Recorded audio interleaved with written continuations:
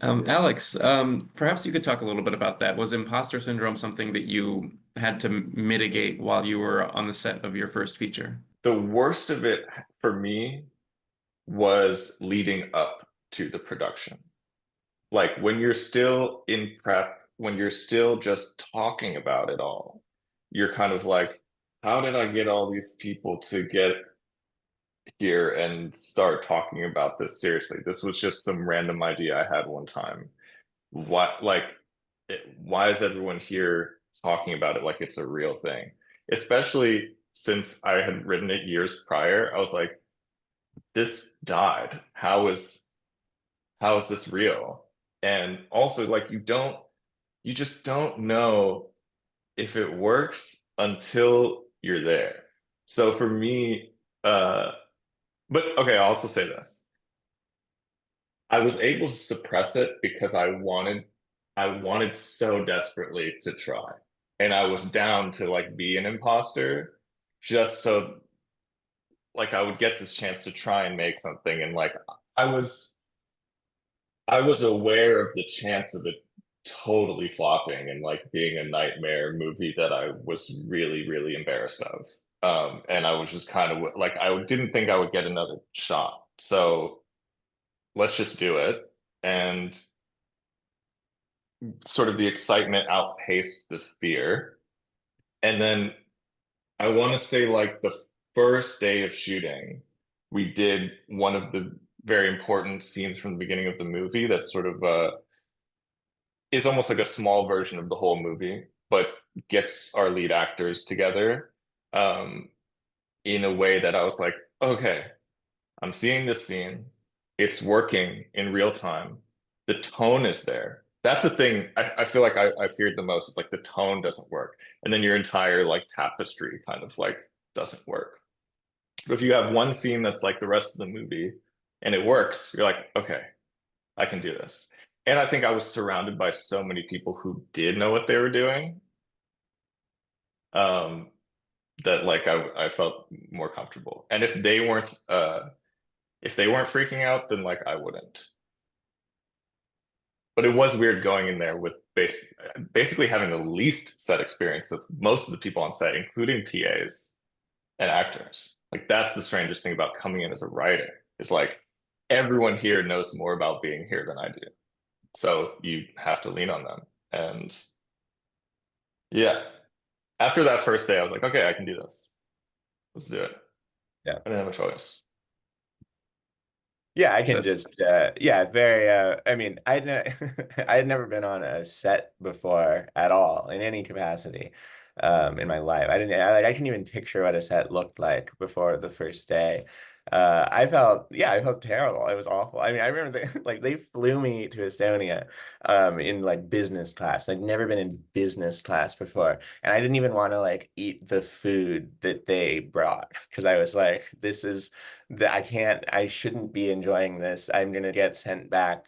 They'll figure it out once I get there. So I can't, I mean, I felt sick to my stomach. It was and I kind of felt that the whole way. I feel like I directed this whole thing peering through my fingers. I guess I'll just say that like I felt underconfident on set for sure throughout, but I was really confident in the script, or at least that it's its own unique thing. And that's something that like I knew couldn't sort of be taken away from this movie.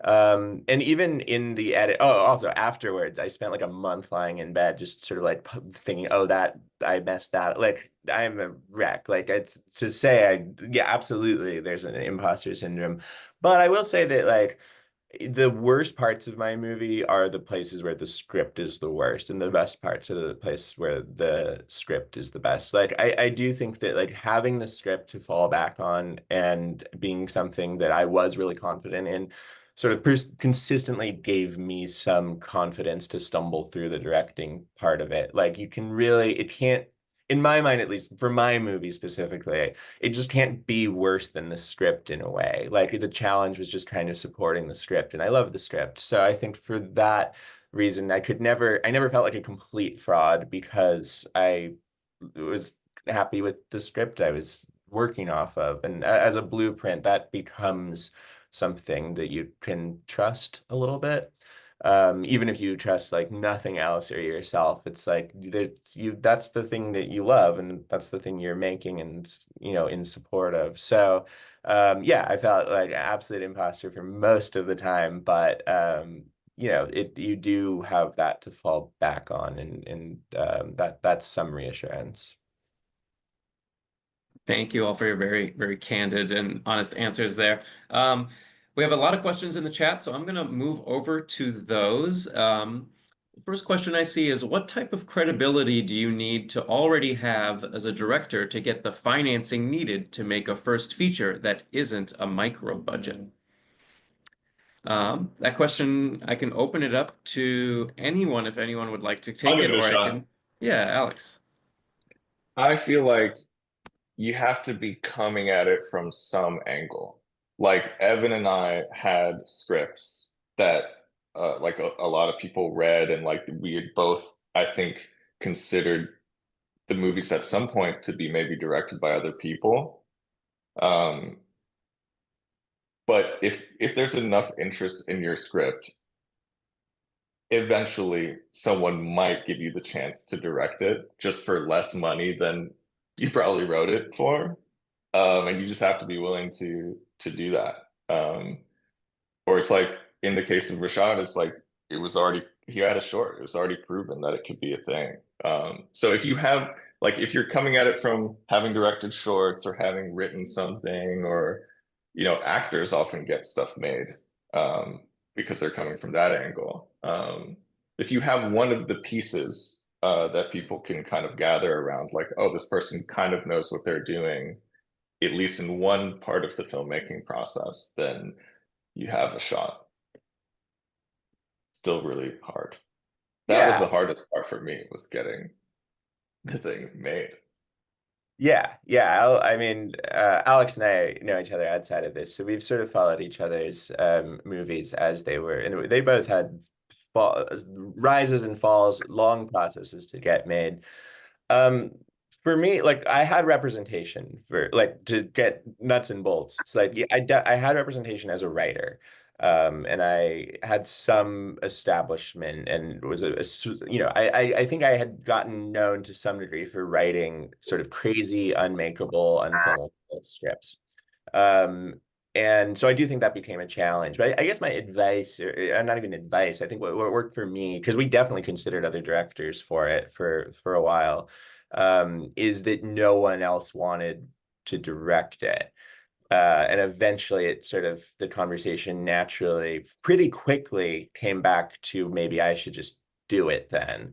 I think my the trick with I think with all of ours, I haven't seen Ricky yet, but my sense is that it's like these are ones that it's really hard for another director to hop on and direct. Like either they're personal or the voice is specific to the point that the act of translating it to another director is a risk that financiers have to take on as well. And that there's something that could get lost in the process of handing a script that's very personal over to a director. And I think more and more directors are, that risk is pretty high for financiers to risk it getting lost in translation. So I guess that's what I tend to think is like if it's a script that only you can direct, the chances are a whole lot better.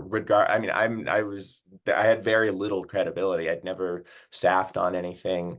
So I think the credibility comes from having a script that no one would direct except for me, and that is the credibility that I brought to it. Thank you, Evan. Rashad, perhaps you could talk a little bit about the financing journey for Ricky from short to feature. And also one question that's come up in the chat a couple times is, did you know when you were making the short that you wanted it to be a feature, and were you actively writing that at the same time? Yeah, so all right, so for the well, I'll answer both in the same time. So when I wrote the short initially, like I said, the short was for my thesis film for grad school. So that was a requirement for grad school. And initially I wasn't going to even direct the short. I was just going to graduate with a feature script for my other film. But my co-writer, we went to grad school together, and she convinced me, she was like, why not just make another film? You know, we spend all this money to go to grad school. Why not just come out with as much work as possible? So I was like, bet, let's do it. So made the short film. And I'm always inspired around things, you know, that I've seen in life, you know. So I've known friends and family members that went through that process. Made the short. So initially the short was to just be just a short, but then like my process is I listen to the universe, right?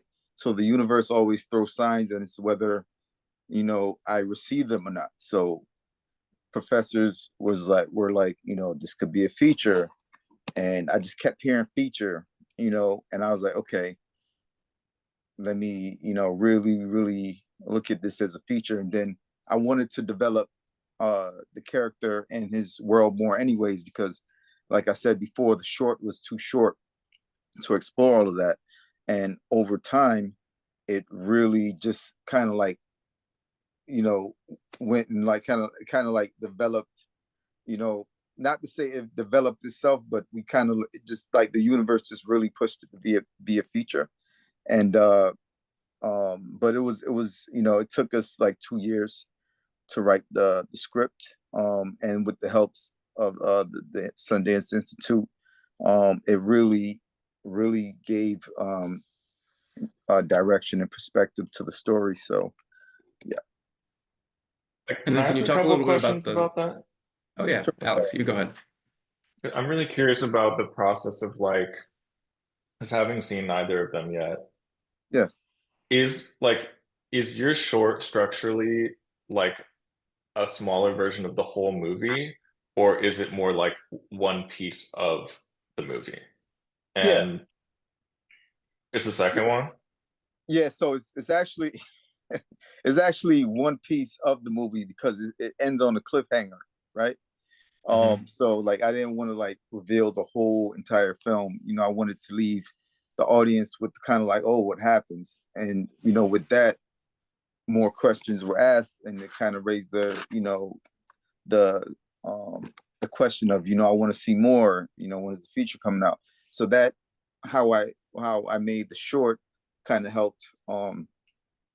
Instead of like making it from like a full complete story, give like a good amount of, you know, his world and what he's going through as an ex-offender, trying to reacclimate back into society without giving it all away. And then just leave it on a cliffhanger, and that would raise like, you know, I want to see more. And then that kind of like helped to propel the feature. There was another question. Oh I yeah, want to ask regarding more just about that. Yeah, of uh, course, of course. Alex, So, go ahead. so that would suggest that there are scenes in the short that like you reshot um or reconfigured that now exist in the feature. What would you say that like you wanted to improve on, and what did you maybe jettison from the short that once you were ready to make it as a feature was like are they identical, or are you like, I knew how to make this like a bit better, a bit more polished? Yeah, so the feature is totally, well, there's similar aspects of the feature of the short in the feature, but it's totally different. Like for example, we like in the short, I have a lot of my actors from the short in the feature, but then we brought in, you know, named actors who even, you know, helped to bring it to the next level. And in the feature, I got to bring in cast even actual ex-offenders in the cast, to really give that authentic feel that I didn't get a chance to in the short. So it's similar, but it's different. Like some scenes we did use from the not the same scenes, but just like the aspect of the scene for the short we use for the feature. But totally changed, totally different characters. But we had a blueprint from the short.